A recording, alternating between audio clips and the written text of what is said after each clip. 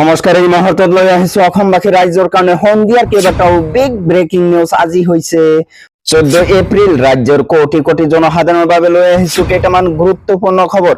এইবাৰ 5 বছৰীয়া নহয় 3 বছৰীয়া গঠন হ'ব চৰকাৰ। 2029 চনতে ভাঙিব অসম চৰকাৰ। ভোট গ্ৰহণত বাধ্যতামূলক হ'ব ভোটাৰৰ বায়োমেট্ৰিক। আহিব পাৰে নতুন নিয়ম। হৰমুজত আমেৰিকাৰ অৱৰোধ চীনে কৰিছে নস্যাৎ। 24 ঘণ্টাতে বাঙিল আমেরিকার সাময়িক বেহু।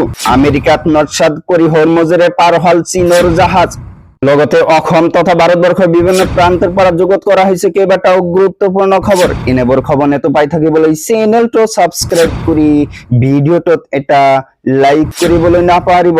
হয় বন্ধু বান্ধৱীসকল, আজি আমাৰ প্ৰথমটো খবৰ খুবই গুৰুত্বপূৰ্ণ খবৰ। লগতে অসমবাসী ৰাইজৰ কাৰণে এটা ডাঙৰ খবৰ।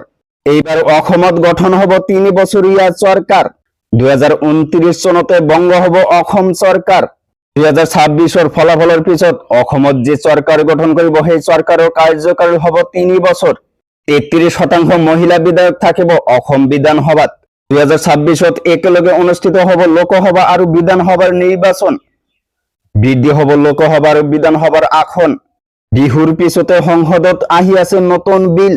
নারী শক্তি বিধান অধিনিয়ম 2023 হব সংশোধন। সমগ্র দেশতে সমগ্র এক দেশ এক নির্বাচন। 543 পৰা লোকসভাৰ আসন হবগৈ 816। অসমত লোকসভাৰ সমষ্টি 14 পৰা বৃদ্ধি হব 21 লৈ। 126 পৰা 189 লৈ বৃদ্ধি পাব অসম বিধানসভাৰ আসন। তাৰে 61খন আসন সুৰক্ষিত হব মহিলাৰ বাবে। 16 পৰা 18 এপ্ৰিলত দেশৰ সংসদত আহি আছে মহিলা সংৰক্ষণ বিধেয়ক। এইবাৰ অসমত গঠন হ'ব 3 বছৰীয়া চৰকাৰ। 2029 চনতে বংগ হ'ব অসম চৰকাৰ।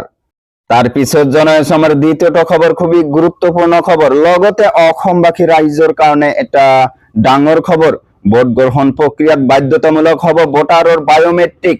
আঙুলি আৰু চকুৰ ছাপ অবিহনে ভোটাৰে দিব নোৱাৰিব ভোট। ভোট কেন্দ্ৰত ৰিগিং বন্ধ কৰিবলৈ নতুন নিয়মৰ চিন্তা চৰ্চা। এখন IPLক লৈ নিৰ্বাচন আয়োগৰ লগতে প্ৰতিখন ৰাজ্যলৈ সুপ্ৰিম কোৰ্টৰ জাননী। ৰাজ্য চৰকাৰসমূহৰ নিৰ্বাচন আয়োগৰ পৰা মতামত বিচাৰিছে ন্যায়ালয়ে। অশ্বিনী কুমাৰ উপাধ্যায় নামৰ এজন অধিবক্তাই দাখিল কৰিছিল এই আবেদন। ভোট কেন্দ্ৰত ভোটাৰৰ বায়োমেট্ৰিক চিনাক্তকৰণৰ দাবী তুলিছিল আবেদনত। সিদ্ধান্ত হলেও অৱশ্য ওচৰে এই ব্যৱস্থা কাৰ্যকৰী নহ'ব দেশত। পৰৱৰ্তী লোকসভা বা কোনো ৰাজ্যৰ নিৰ্বাচনত আহিব পাৰে এই ব্যৱস্থা। তাৰ পিছত জনাইছো আমাৰ পৰৱৰ্তীটো খবৰ, খুবই গুৰুত্বপূৰ্ণ খবৰ। লগতে দেশৰ কোটি কোটি জনতাৰ বাবে এটা ডাঙৰ খবৰ। হৰমুজত আমেৰিকাক মুকলি প্ৰত্যাহ্বান চীনৰ। আমেৰিকাৰ নৌ অৱৰোধ নস্যাৎ কৰি পাৰ হল চীনৰ জাহাজ। কোনো বাধা নোহোৱাকৈ ষ্ট্ৰেট অফ হৰমুজ পাৰ হল চীনৰ মিথানল ট্যাঙ্কার। মাত্ৰ 24 ঘণ্টাৰ ভিতৰতে ধূলিসাৎ হল আমেৰিকাৰ সামৰিক অৱৰোধ।